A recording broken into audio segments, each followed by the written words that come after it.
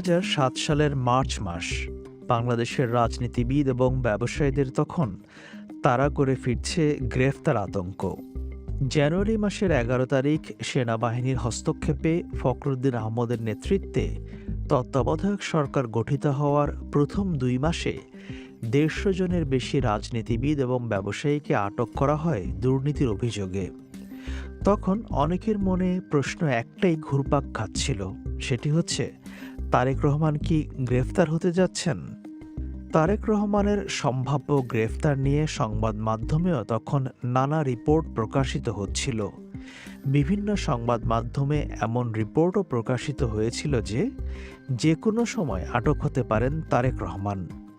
ঢাকা সেনানিবাসের ভেতরে মইনুল রোডের বাড়িতে তারেক রহমান তখন অস্থির সময় পার করছেন, এমন একটি চিত্র ফুটে উঠেছিল সংবাদপত্রের খবরগুলোতে। সব জল্পনা কল্পনার অবসান ঘটিয়ে ২০০৭ সালের ৭ই মার্চ তারেক রহমানকে গ্রেফতার করা হয়।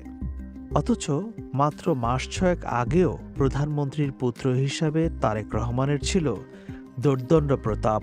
সমালোচনা রয়েছে ২০০১ সালে বিএনপি ক্ষমতায় আসার পর খালেদা জিয়া প্রধানমন্ত্রী হলেও তারেক রহমান হয়ে উঠেছিলেন সমান্তরাল আরেকটি ক্ষমতার কেন্দ্র, হাওয়া ভবন কেন্দ্রিক। বিএনপি ক্ষমতায় আসার পর বেশ দ্রুততার সাথেই তারেক রহমানকে দলের সিনিয়র যুগ্ম মহাসচিব পদে নিয়োগ দেওয়া হয়। সেই সিদ্ধান্তের মাধ্যমে খালেদা জিয়া কার্যত তখনই তারেক রহমানকে দলের ভবিষ্যৎ নেতা হিসেবে তুলে ধরেন। রিমান্ড ও তারেক রহমান। গ্রেফতারের পর মিস্টার রহমানকে যেভাবে আদালতে উপস্থাপন করা হয়েছিল সেটি দেখে অনেকেই চমকে উঠেছিলেন। র্যাবের বুলেট প্রুফ জ্যাকেট এবং হেলমেট পরিয়ে ঢাকার একটি আদালতে তোলা হয়েছিল তাকে।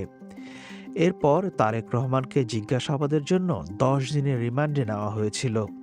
তারেক রহমান এবং বিএনপির তরফ থেকে এরপর অভিযোগ তোলা হয়েছিল যে রিমান্ডে তার উপর অমানসিক নির্যাতন চালানো হয়েছে।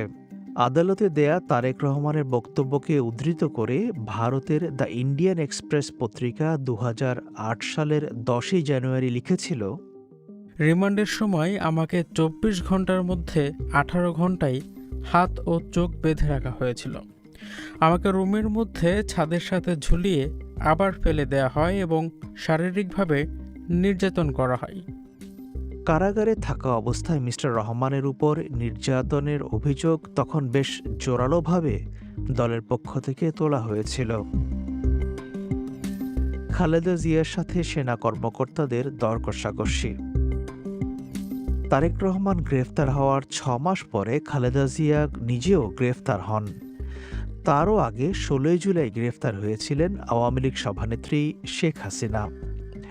খালেদা জিয়া ছিলেন তখন সদ্য বিদায়ী প্রধানমন্ত্রী, কিন্তু শেখ হাসিনাকে গ্রেফতারের পর খালেদা জিয়াকেও গ্রেফতারের জন্য তৎকালীন সেনা সমর্থিত সরকারের উপর চাপ বাড়তে থাকে। অনেকে ধারণা করেছিলেন যে সরকারের সাথে সমঝোতা করে ২ ছেলেকে নিয়ে খালেদা জিয়া হয়তো দেশের বাইরে চলে যেতে পারেন। তৎকালীন নির্বাচন কমিশনার অবসরপ্রাপ্ত brigadier general M Sakhawat Hossain নির্বাচন কমিশনে ৫ বছর বইতে এ সংক্রান্ত একটি ধারণাও দিয়েছিলেন। আওয়ামী লীগ সভানেত্রী শেখ হাসিনার গ্রেফতারের পর গুঞ্জন হচ্ছিল বিএনপি চেয়ারপারসন বেগম খালেদা জিয়াকে নিয়ে। অনেকে সন্দেহ পোষণ করেছিলেন যে খালেদা জিয়া শেষ পর্যন্ত তার ২ পুত্রকে নিয়ে দেশের বাইরে চলে যাবেন। তবে এই গুঞ্জন পরে সত্য বলে প্রমাণিত হয়নি। ২০০৮ সালের গোড়ার দিকেই অনেকটা পরিষ্কার হয়ে যায় যে সেনা সমর্থিত তত্ত্বাবধায়ক সরকারকে সেই বছরের শেষ নাগাদ সাধারণ নির্বাচনের আয়োজন করতে হবে। সব দলের অংশগ্রহণে একটি অবাধ নির্বাচন অনুষ্ঠানের ব্যাপারে সরকার ও সেনাবাহিনী প্রধানের উপর আন্তর্জাতিক চাপও বাড়তে থাকে। তখন থেকেই রাজনৈতিক দলগুলোর সাথে আলাপ আলোচনার প্রয়োজন অনুভব করে তত্ত্বাবধায়ক সরকার। বস্তুত পর্দার আড়াল থেকে সামরিক গোয়েন্দা সংস্থা বা ডিজিএফআই এর কর্মকর্তারা রাজনৈতিক দলগুলোর সাথে যোগাযোগ শুরু করে। ২০০৮ সালের মে মাস থেকে রাজনৈতিক দলগুলোর সাথে অপ্রকাশ্যে আলোচনা চালায় সরকার, যদিও সব কিছুর মূল চাবিকাঠি ছিল তৎকালীন সেনাবাহিনীর ঊর্ধ্বতন কর্মকর্তাদের হাতে।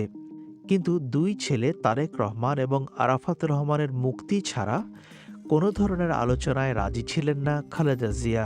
সেনাবাহিনীর কর্মকর্তারা বিভিন্ন সময় সাব জেলে খালেদা জিয়ার সঙ্গে বৈঠক করেন, এমন খবর বিভিন্ন মাধ্যমে প্রকাশিত হয়েছিল। এসব বৈঠকের একমাত্র উদ্দেশ্য ছিল নির্বাচনে অংশ নিতে খালেদা জিয়াকে রাজি করানো। বিএনপির সিনিয়র নেতা মওদুদ আহমদ তখন কারাগারে ছিলেন, তবে ওই সময়ের বিভিন্ন বিষয় নিয়ে তিনি পরে যে বইটি লিখেছেন তাতে তিনি খালেদা জিয়া এবং সেনা কর্মকর্তাদের মধ্যে দর কষাকষি নিয়ে বিস্তারিত বর্ণনাও দিয়েছেন।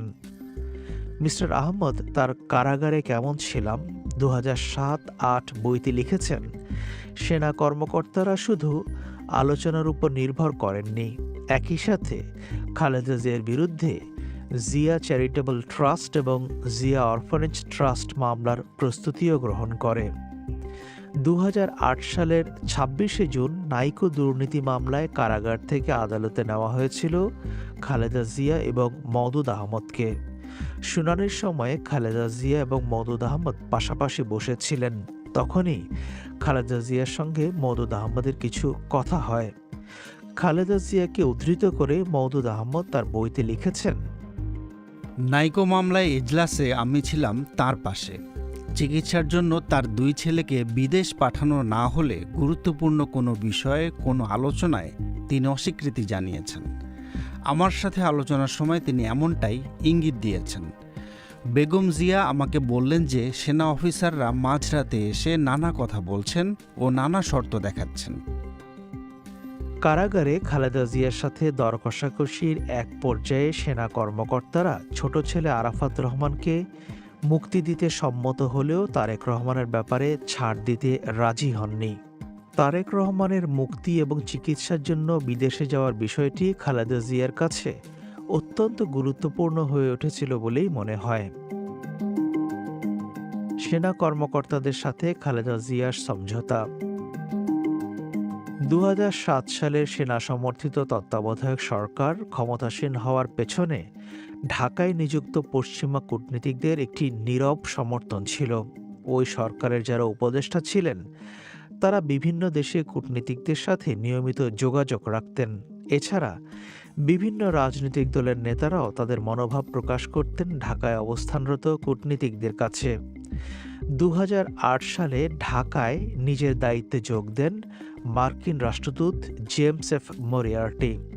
তৎকালীন তত্ত্বাবধায়ক সরকার এবং বিএনপির মধ্যে যে এক ধরনের দর কষাকষি চলছিল তার পরিষ্কার বোঝা যায় মিস্টার মরিয়ার্টির পাঠানো গোপন তারবার্তা থেকে। তখন তিনি ঢাকা থেকে ওয়াশিংটনে যেসব তারবার্তা বিভিন্ন সময় পাঠিয়েছিলেন সেগুলোর মধ্যে বেশ কিছু উইকিলিক্স সাইটে ফাঁস হয়েছে।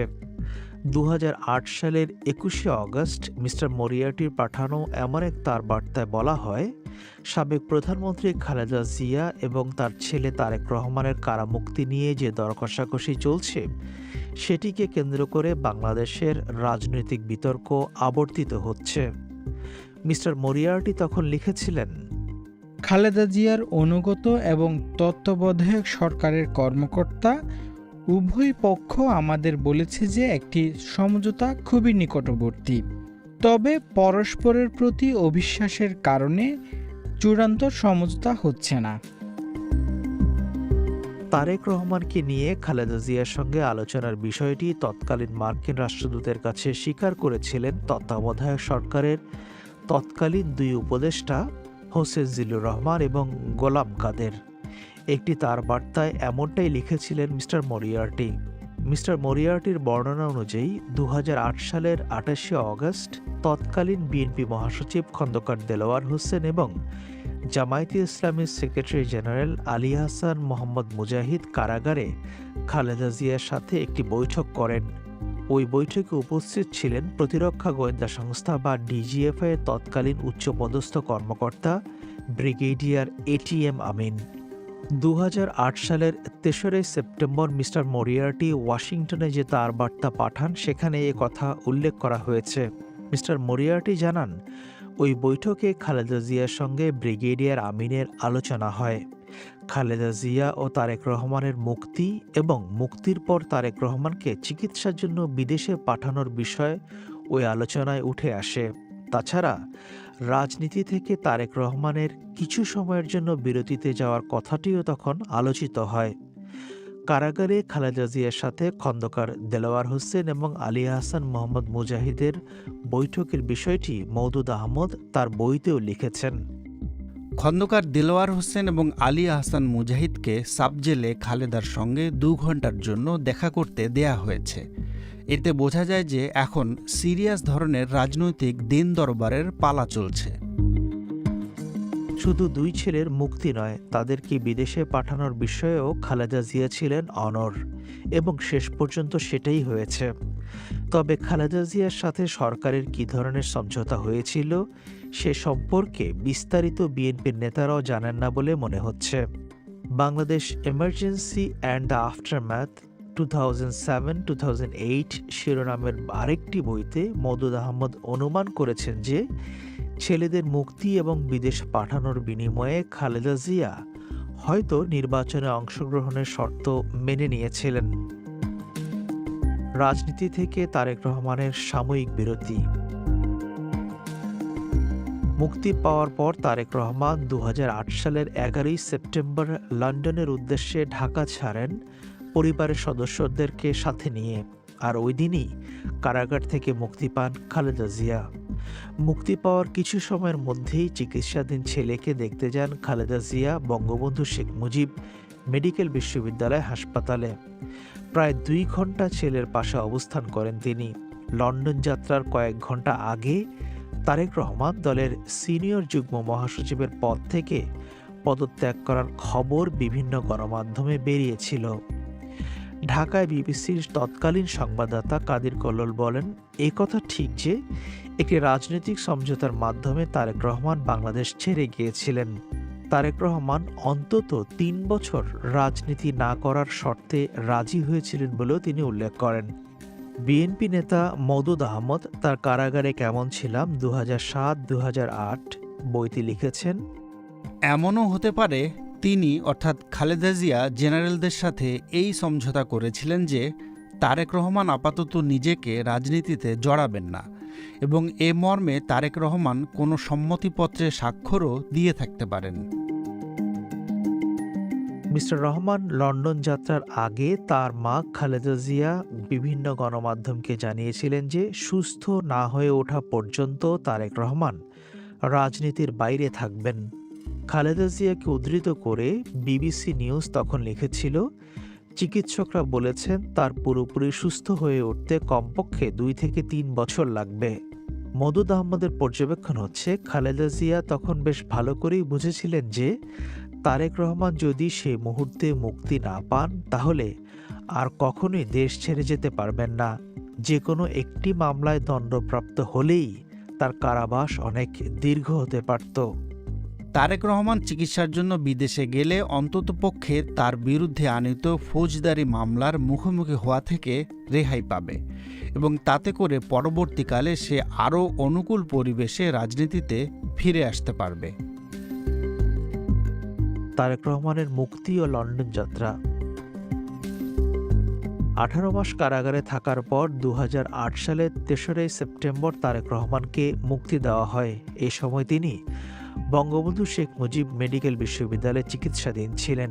এর আগে 13টি মামলায় জামিন পান তারেক রহমান। ওই সময়ে বেশ জোর আলোচনা ছিল যে বিএনপিকে নির্বাচনে যাবার শর্ত হিসেবে খালেদা জিয়ার 2 ছেলেকে কারাগার থেকে মুক্তি দিয়ে বিদেশে যাওয়ার সুযোগ দেওয়া হয়েছে। জেল থেকে ছাড়া পেলেও তারেক রহমানের সঙ্গে গণমাধ্যমের কেউ সাক্ষাৎ করতে পারেননি। অন্যদিকে কারাগার থেকে মুক্ত হয়ে খালেদা জিয়া ঘোষণা করেন যে বিএনপি নির্বাচনে অংশ নেবে, তবে এক্ষেত্রে তিনি কিছু শর্ত দেন। তারেক রহমানের মুক্তির পরদিনই বাংলাদেশের শীর্ষস্থানীয় ইংরেজি দৈনিক দ্য ডেইলি স্টার এক প্রতিবেদনে জানায়, তারেক রহমানের মুক্তির বিষয়টি তার মা খালেদা জিয়া এবং সরকারের মধ্যকার রাজনৈতিক সংলাপকে ত্বরান্বিত করবে। মিস্টার রহমানের মুক্তির পর ফিনান্সিয়াল টাইমস একটি রিপোর্ট করে, যাতে বলা হয় যে ডিসেম্বর মাসে নির্বাচনে খালেদা জিয়ার দলের অংশগ্রহণ নিশ্চিত করার জন্য সামরিক বাহিনী সমর্থিত সরকার তার বড় ছেলে তারেক রহমানকে মুক্তি দিয়েছে। ফিনান্সিয়াল টাইমসের ওই রিপোর্টে ঢাকা বিশ্ববিদ্যালয়ের রাষ্ট্রবিজ্ঞানের তৎকালীন অধ্যাপক আতাউর রহমানকে উদ্ধৃত করে বলা হয়, এটা উল্টো পথে যাত্রা। দুর্নীতির বিরুদ্ধে তত্ত্বাবধায়ক সরকারের যে প্রতিশ্রুতি তা ধ্বংস হয়ে গেল। অবশ্য সেই সময় অধ্যাপক রহমান সেনাবাহিনীর খুব ঘনিষ্ঠ হিসেবেই পরিচিত ছিলেন। তারেক রহমান প্রায় 15 বছর ধরে লন্ডনে অবস্থান করছেন। ইতোমধ্যে বাংলাদেশে একাধিক মামলায় তার সাজা হয়েছে, তবে এখন তিনি লন্ডন থেকেই দল পরিচালনা করেন। তিনি লন্ডনে যাওয়ার পর বিএনপির তরফ থেকে বারবারই বলা হচ্ছিল যে তিনি সেখানে চিকিৎসার জন্য অবস্থান করছেন। তবে 2018 সালের 24শে এপ্রিল বিএনপি মহাসচিব মির্জা ফখরুল ইসলাম আলমগীর প্রথমবারের মতো এক সংবাদ সম্মেলনে স্বীকার করেন যে 2012 সালে তারেক রহমান ব্রিটেনে রাজনৈতিক আশ্রয়ের আবেদন করেছিলেন এবং 1 বছরের মধ্যেই সেটি গৃহীত হয়েছে।